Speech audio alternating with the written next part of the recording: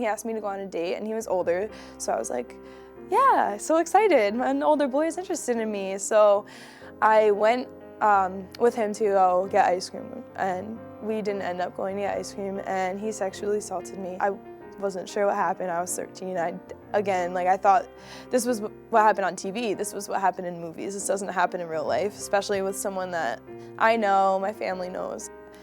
It was awful. I felt awful the whole day. I actually didn't tell anyone for a month or two. She was removed and she just seemed a little sullen. She wasn't her usual perky self. And then one day she came to me crying, really, really upset because somebody had posted some really nasty, mean things about her on the internet. And through talking to her about what was posted and what happened, I learned that she had actually been sexually assaulted.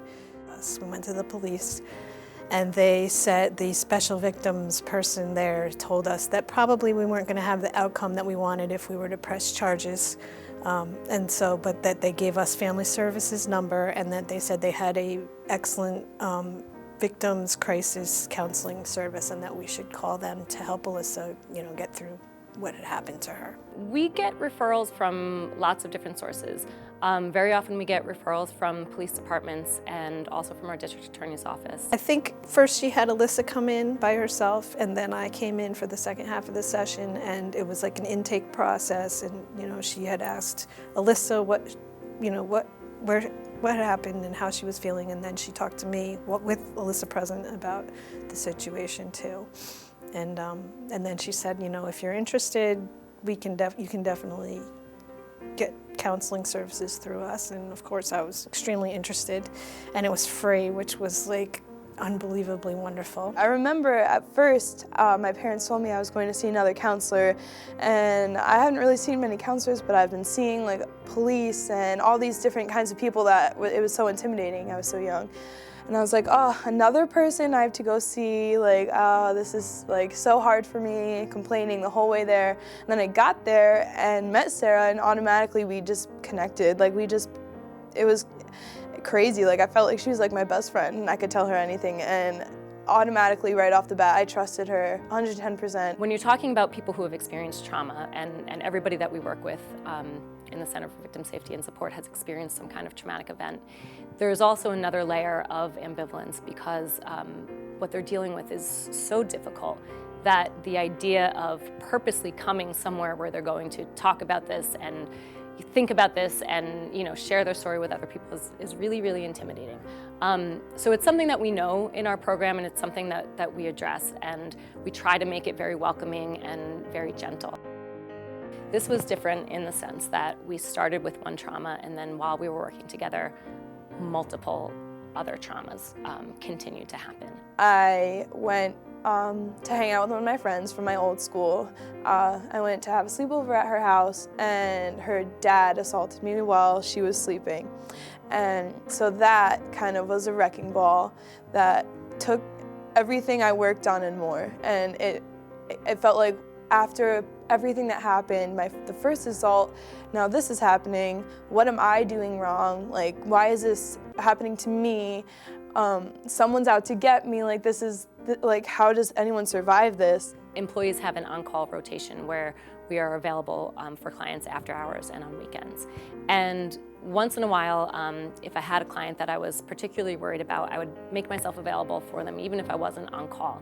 And I did that in Alyssa's case too. And one night she called, and she let me know that she was having a really hard time. I was severely depressed, like self-harm, couldn't get out of my bedroom, suicidal thoughts, and I was only 14. And I talked to her mom, and we talked about what we needed to do, and at that point, we made the decision that it probably would be in her best interest to be evaluated, get a psychiatric evaluation. One of the things that I really love about working for Family Services is that there is that human connection and that understanding that if somebody needs a higher level of care, it's not just that we refer them out and then they disappear. We will refer them out, and continue to work with them and continue to work with other systems that they're working with, and we'll be there with those wraparound services when they are ready to come back to a step down, a lower level of care that we can provide. As Sarah referred us, she gave us all the information. She got us where we needed to be. We did what we needed to do, and then we came back, and then we went back to Sarah. That's what the plan was the whole time. Clients have essentially two directions that they can go after they experience trauma. And one is a very negative path, and one is a much more positive path. And clients who are able to take the positive path, even though the trauma changes them, it changes them in a way that makes them stronger, that makes them live more deeply and more authentically. And that was what I so desperately wanted for her. I ended up pressing charges both times with both individuals. You know, I know Sarah felt, and I agreed, that really Alyssa needed to do that to heal. You know, she needed to do something. She couldn't just be the victim. She had to do something for herself. You know, I had no idea the legal system, what was going to happen, what to expect. Sarah walked us through every step of the way, what to expect. Every meeting at the court, she let us know when they were. She came to every meeting at the court. And I mean, I can't tell you, it was nerve-wracking, and having her there, it was like, you know, we were all nervous, and then the light walked in, and that was Sarah, you know. I mean, she was just she was everything. She was our lifeline. So we got to a point where we had gotten through the storm. And eventually she got to a point where the sessions started to get lighter. We started to be able to talk about other issues that were more normal issues for her age.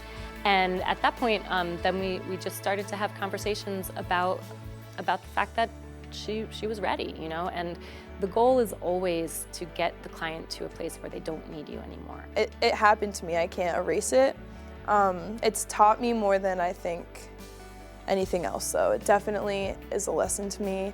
I've definitely grown from it, though. I actually saw one of my attackers on my 18th birthday, and that was the first time I had seen him since court, and I actually was able to look at it as more of a closing of that chapter. So I really loved getting that update because it also helped to close it for me. You know, for me, it's not that when I end with a client, then I stop thinking about that client. But at that point, I knew before, but at that point, I was really very sure, you know, she's gonna be okay and she's gonna make it. And yeah, and she's able to use this to make her stronger, and that's exactly what she's done. Since then, I have become so strong from that. I have learned so much in the ways of like real life, and also coping mechanisms to help me when I'm feeling sad or anything, having bad dreams, no matter what it is. I know how to handle it now. I can handle it, and I can take it on. You know, I'm not sure my daughter would have made it through what she made it through without the help of Family Services. They are the core, and they're the reason that I'm sitting here telling this story, and that's not an exaggeration. So I just want to make everyone aware of how much Family Services really does mean, and how big of an impact they can have on everybody, like anyone going through any kind of traumatic experience or needing that hand to hold. Family Services is that hand to hold.